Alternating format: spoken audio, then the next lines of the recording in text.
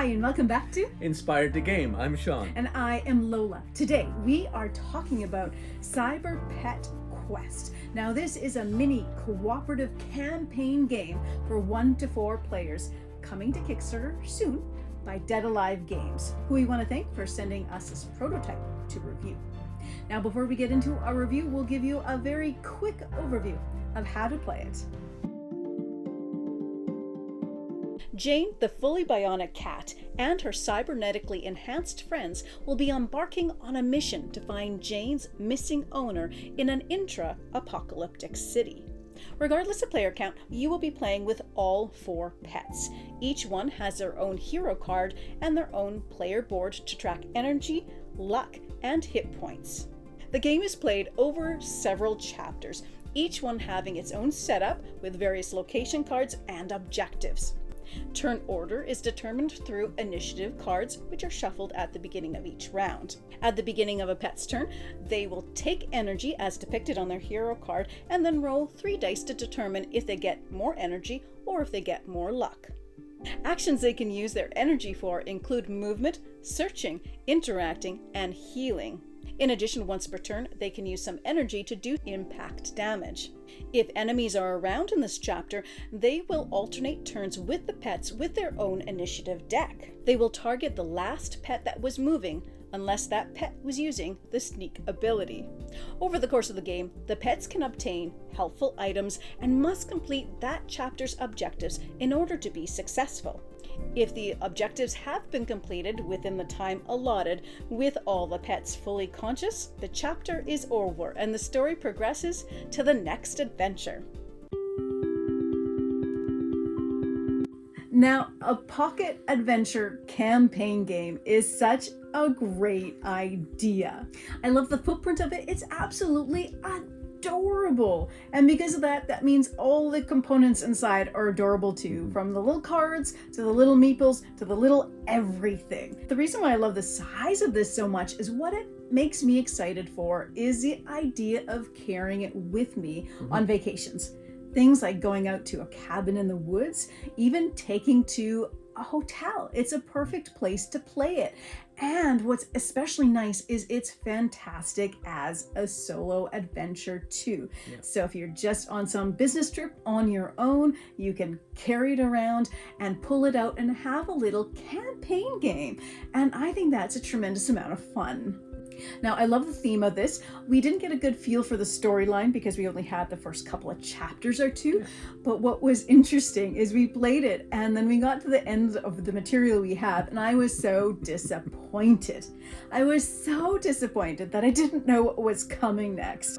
I found the storyline very engaging. So it is that intra-apocalyptic world. So they have these Sims attacking them. We don't know what that stands for, but we know there's a lot going on here with some crazy stuff that it's kind of exciting to explore. It totally makes me think of a Tiny Epic game. So if you play Tiny Epic games, it's about the similar footprint. And it has a lot of game in it in the way that the Tiny Epic Games does. So it's so small, you think of it as something really minor, but there's a lot in here and there's a lot to it. Anything that they've done here as well is I love how the box lid is your sim board. So this is where your sim cards go on and you have cubes that track how much health they have, and when a sim gets knocked out, reaches their maximum health, then you put them down sideways and then their next turn they just rejuvenate themselves and they don't take that turn. So the pets aren't actually healing them or anything like that, but just slowing their progress so that they can reach their objectives and do what they need to do. So another interesting thing about the game, I think too, is that you can adjust the difficulty as you go. So your Sims have either an easy, medium, hard, or nightmare difficulty level that you can choose. Now, if you choose one that turns out to be a little bit harder than you thought, in the middle of your game, right then, when you think you want to do it, you can just flip it over and choose a different side. So whether you made it too easy or too hard, it invites you to do that. That's not cheating, and that's really fun. And there's leveling up your pets as well. So as you go, you get to literally level them up. We actually got to just level up to level 2 in the last game. I was so excited. And then Game over. Game over. Yeah.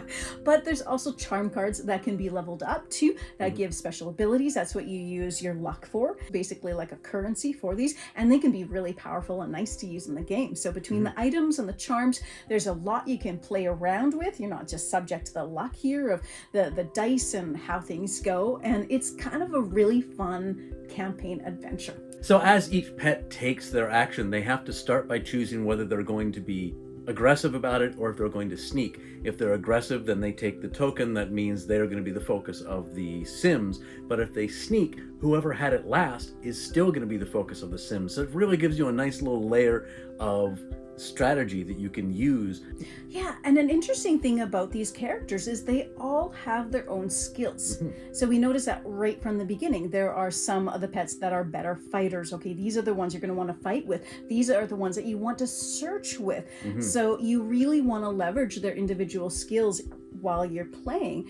And because of that, that's where the sneaking can come into use as well. So if there's one character who needs to be searching for the objective and doing those actions, well, the attention can go to the more fighter pets within the group. However, there's a cost to the sneaking. That's something that's good to know too. It takes extra energy to creep around all sneakily.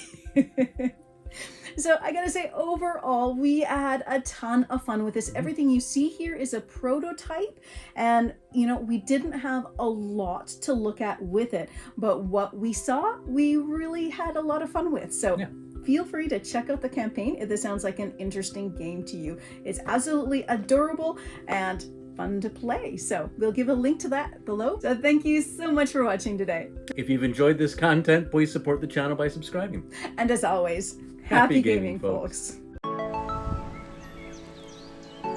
Over the course of the chapter, the cats. Over the course of the game, the cats. It's a small one so we can pee. Okay. What? Okay. Small one so we can pee? So we can keep it here. As each